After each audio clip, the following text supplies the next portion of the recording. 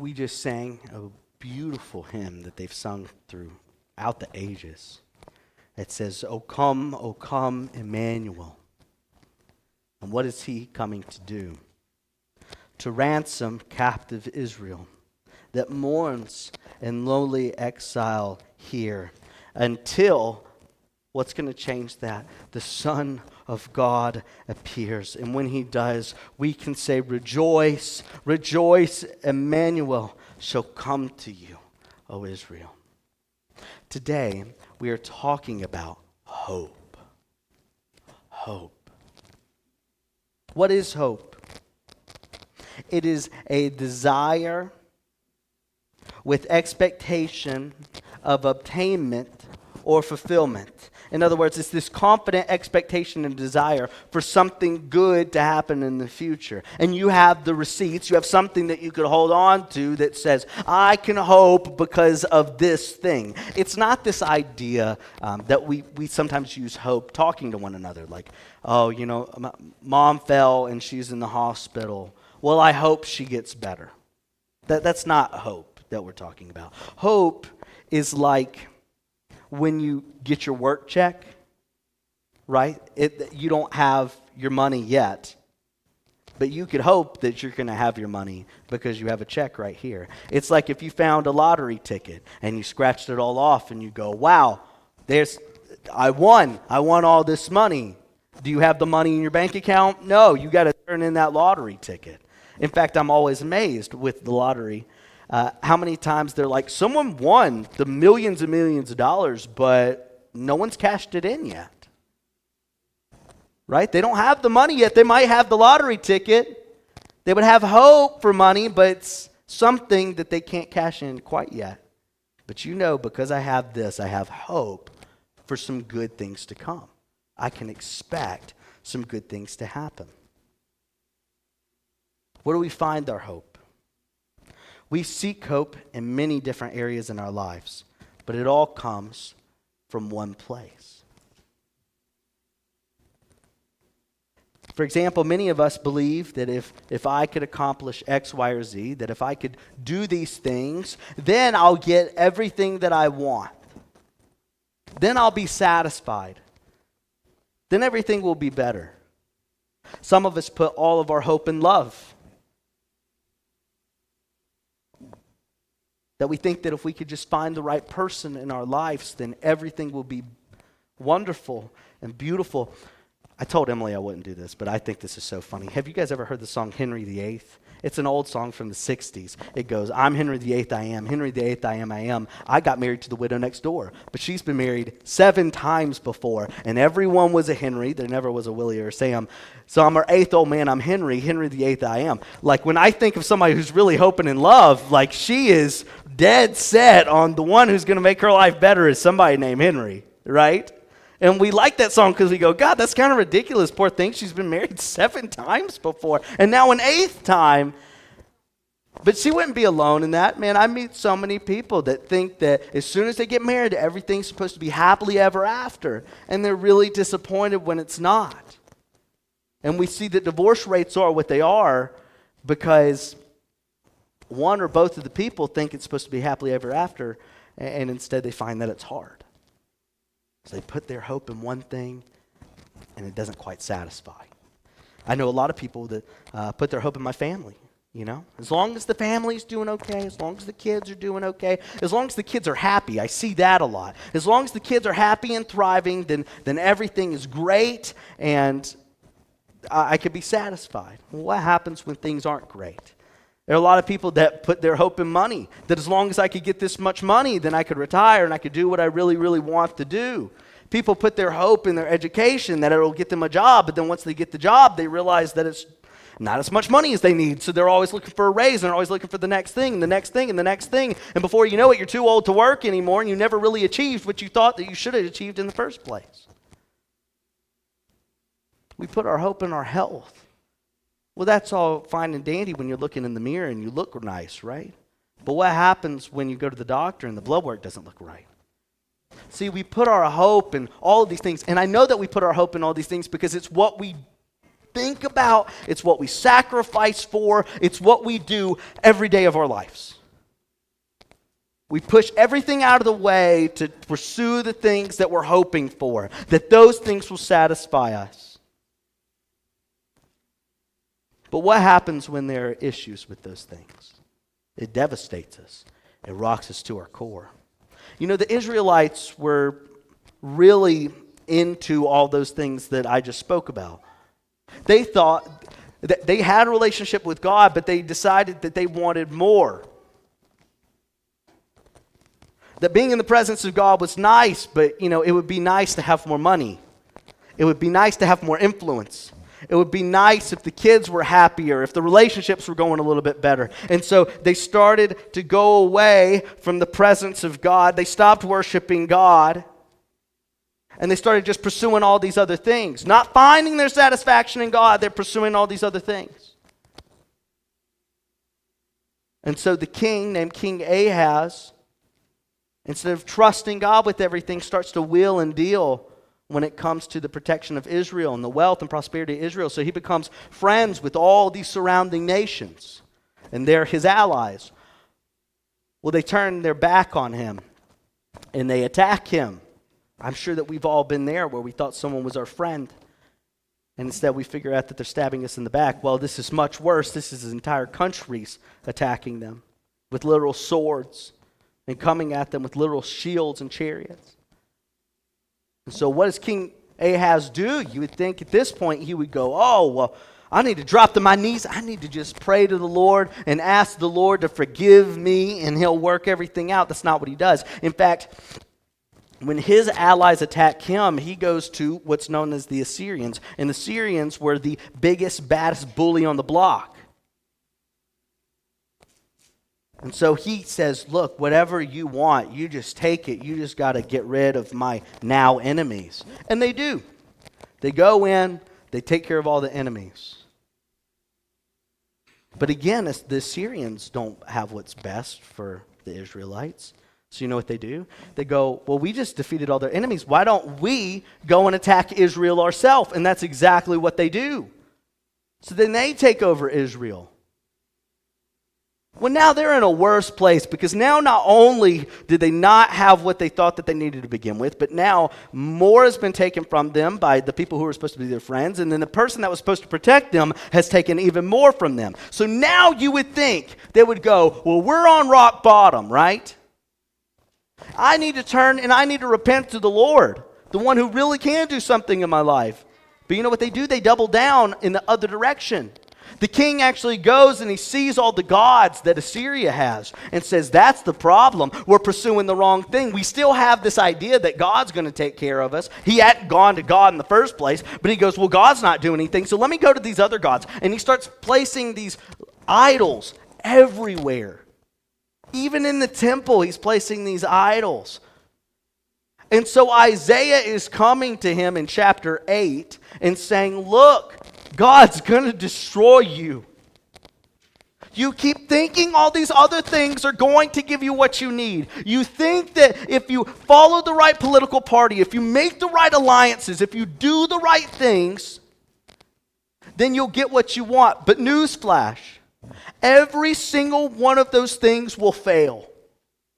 You keep putting your hope in the wrong thing. So here's what's going to happen now as we get to chapter 9 in Isaiah. We see that God's not done with them. God hasn't given up on them. But despite them turning away from God and pursuing all these other things, God says, I still have a plan for you. You still have something that you could put your hope in. Today, we're talking about hope. If you will, open up your Word of God with me to Isaiah chapter 9. If you're reading out of the same Bible as I am, I'm on page 638. And today I want to give you 3 truths of hope.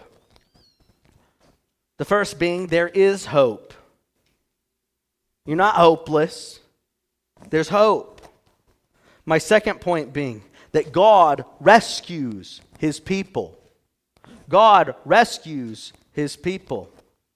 And my third point is that God's not willy-nilly about it. He's not making it all up. God has a plan, and his plan is Jesus. So let's take a look at our first point, that there is actually hope. Let's read starting in verse 1. It says, "But there will be no gloom for her who was in anguish." Again, remember, Israel is in anguish. Israel's looking around and they've doubled down on the world and they're saying, we have no hope. But now in chapter 9, as Isaiah is prophesying for what God wants to do, he says, but there will be no gloom. No gloom for those who are in anguish. And in fact, he says, in the former time he was brought to contempt in the land of Zerubbabel, in the land of Naphtali. But in the latter time, he has made glorious the way of the sea, the land beyond the Jordan, Galilee of the nations. The people who walked in darkness have seen a great light. Those who dwelt in a land of deep darkness, on them a light has shone. You have multiplied the nation. You have increased its joy. They rejoice before you as the joy at the harvest, as they are glad when they divide the spoil. So even though the Israelites are suffering, even though Isaiah has said there's more bad news for you because you did not return to the Lord, Isaiah is now saying there will be no more gloom. Because even though you were walking in darkness, even though you were doubling down on all the wrong things, God's going to do something to shine a light on your life. God's going to turn that gloom into rejoicing, that distress into joy, that oppression into what we're going to see, a broken yoke. The darkness will turn to life, and we'll even see that the shadow of death would be overcome. What's happening here is everything is changing. And maybe you feel like this is a different type of philosophy than you've heard before. Because I don't know about you, when I was growing up, and I grew up in an incredibly blessed household with two incredible Christian parents, so faithful. And yet what I was taught was the most important thing in life was you better go get your education. And you better go to school to get a degree. And with that degree, you better go get a job that could pay for some things. And that somewhere in there, surely, because people tend to do this, you'll find love and you'll have a family, but you got to double down on this education. This is where your hope is going to come from. That if you want everything else to work out, you want to have a good house for your family, you want to be able to take care of your family, then you better go get the education, you better work hard once you're there. Well, joke's on them. I'm a pastor. How much money am I making, right? But the truth is, that's what I was told. That I need to put my hope in myself and what I can do and what I can produce and the money that I can make to take care of my family. And maybe you've been told the same things, whether it be by your parents, maybe it's what you've just seen in the culture. That life is what you make it. You're in the land of the free. You have the right to pursuit of happiness. Well, what I was told is the pursuit of happiness is how much you could do. Well, that's what Israel did. They did everything that they could do. They made all the deals, and all the deals went bad. They tried to go bigger and bigger, even go to the Syrians, and all it did was cause more pain, more problems, more anguish. This is a big change.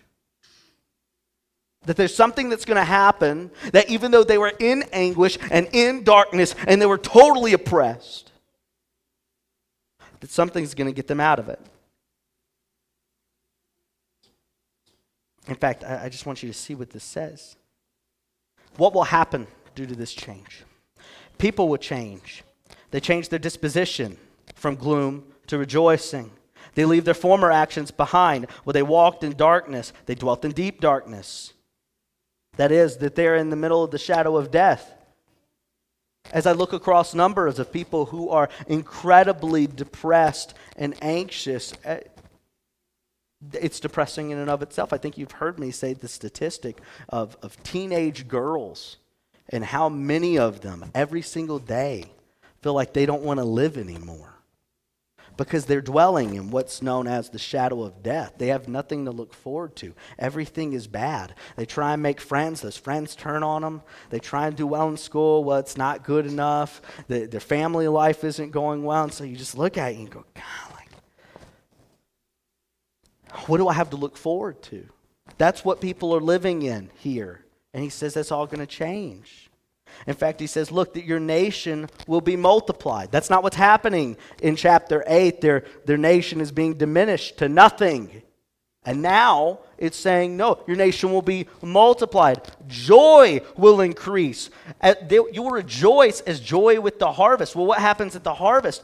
Man, you have all that you want. I know it's like me at the beginning of the month. I get my paycheck and I go, I know exactly what I'm going to do with this. And I go to the store and I get all the food that I want at the beginning of the month. And I might get that extra chocolate bar. I might get something else because that's my harvest, right? I get to really have joy. Like, man, I've been looking towards this Hershey bar all year, but I've been trying to be good about saving up my money. But now it's the beginning of the month. I'm going to go get that chocolate bar, right? And maybe it's something bigger with you. But that's the whole idea of the rejoicing at the harvest. Now they have more than enough. They can eat more. They could have a Thanksgiving feast almost like you experienced this week. So much food they don't even know what to do with. So they're so happy. All their needs are met. In fact, Ephesians 1:18 has this to say. It says, having the eyes of your hearts enlightened, that you may know what is the hope to which he has called you. And what are, look at this, the riches of his glorious inheritance in the saints. That's what Paul has to say about whatever they're putting their hope in. That they realize that they're going to have all these riches, this huge inheritance. Well, that makes you change your tune, right?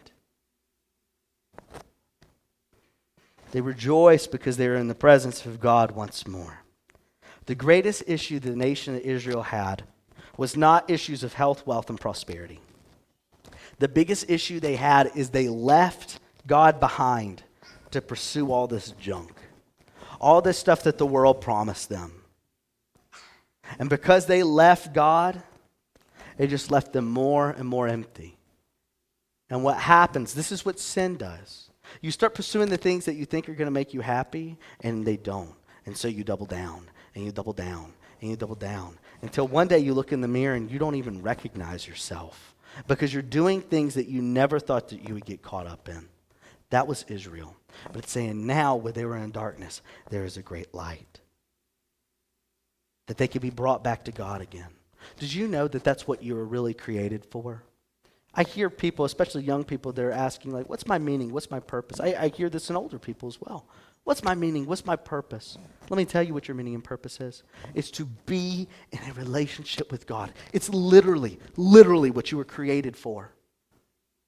You might go, but I'm good at music. Is my purpose not music? Probably not. Your real purpose is maybe to use your gifts to praise God, but at the end of the day, it doesn't matter what you're good at. It doesn't matter any of those things. Those things will come up empty. You were created to be in relationship with God first and foremost. And the reason why you're dissatisfied with so much stuff in your life is because it's actually against what God actually created you for. Maybe you've had this feeling where, man, you really like shopping online. And you get excited when that box shows up and you rip it open. But then about, 3 months of that, you start to look around your house and you go, I just got so much junk. And then you're mad because you just have so much stuff and you have no place to put it. And then you just feel cluttered and you feel upset, and so you just give it all away only to get back on your phone and start making the same purchases. It's because that never satisfied you to begin with. The only thing that satisfies you is being returned to what you're created for, and that's to be in a relationship with God. And let me tell you, that feels impossible sometimes. It feels impossible sometimes. But this is the whole point of my point. There is hope. There is hope to be brought back to God. Now, how is God going to bring such joy in the midst of their darkness? How is God going to bring such joy in the midst of our darkness? This is my second point, and that is that God rescues his people. I want you to see, starting in verse 4. It says, "For the yoke of his burden and the staff for his shoulder and the rod of his oppressor you have broken as on the day of Midian. For every boot of the trampling warrior in battle turmoil and every garment rolled in blood will be burned as fuel for the fire." We can have hope because what God has done. So when you're seeing in verse 4, this yoke of his burden, the staff on his shoulder, the rod of his oppressor, what it does is it takes them back to remember the time that they were in slavery in Egypt, where they're just being hit all the time, where they feel like they can't get loose, where it feels like they have a yoke on their shoulder, like all they're doing is working. Maybe you feel like that today, that all you do is work. And you go, what's the purpose of my life? Just to wake up, go to work, and go back to bed again? Is that it? And maybe if you're like in most people's jobs, you just go, the same problems are going to be there for me tomorrow. And it feels like they're almost doubled. That's how it was for the Israelites in Egypt. They even made it harder and harder for them to do the work so that they would grow more and more tired, to oppress them, to keep them down.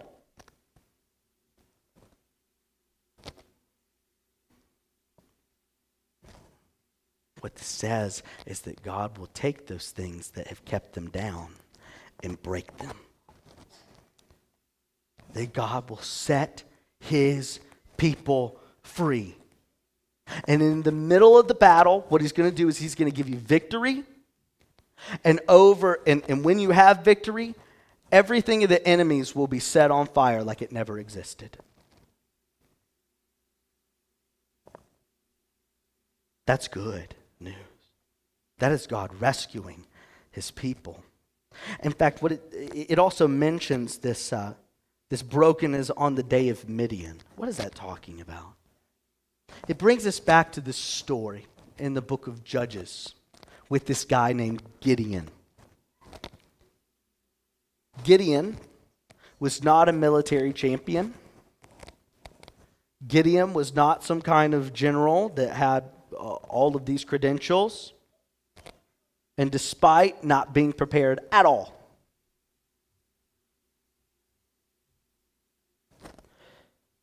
God comes to Midian and says, I want you to lead my army against the Midianites. Well, what was happening is the Midianites were coming and they were oppressing Israel and coming and taking their stuff. In fact, what would happen is the harvest would come up and they would just steal everything.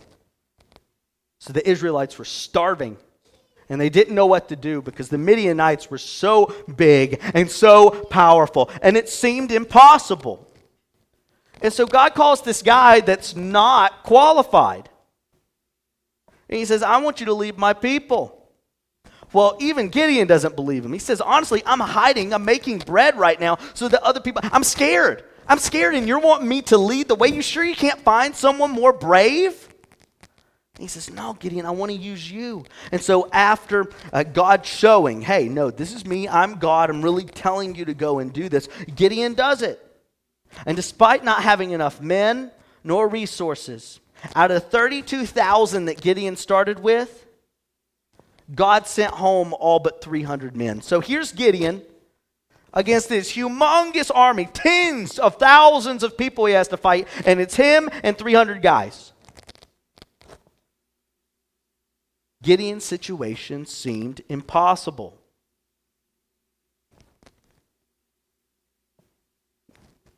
But Gideon listened to the plan of God. They lit their torches, they sounded the trumpets, and 300 men defeated the huge equipped army of the Midianites.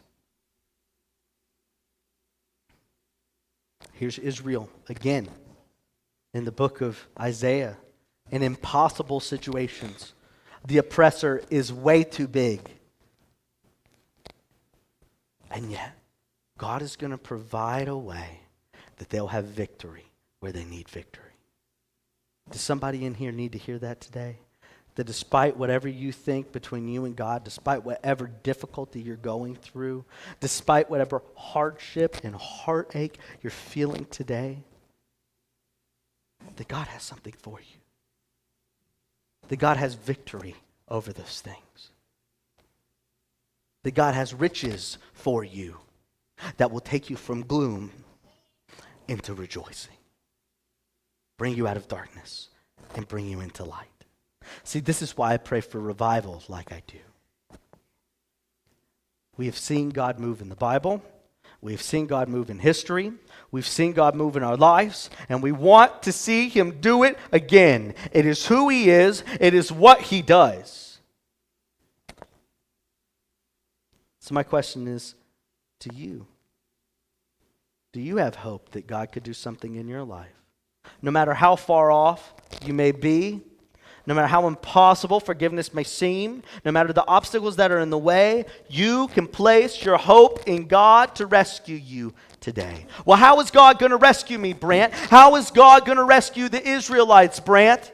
This is impossible situations, and you're just telling me that victory is going to come. How is he going to do it? That's my third point, is that God's plan is Jesus. It says, for us a child is born, to us a son is given. The government shall be on his shoulder, and his name shall be called Wonderful Counselor, Mighty God, Everlasting Father, Prince of Peace. And of the increase of his government and peace there should be no end. And the throne of David and over his kingdom, to establish it and uphold it with justice and righteousness from this time forth and forevermore. The zeal of the Lord of hosts will do this.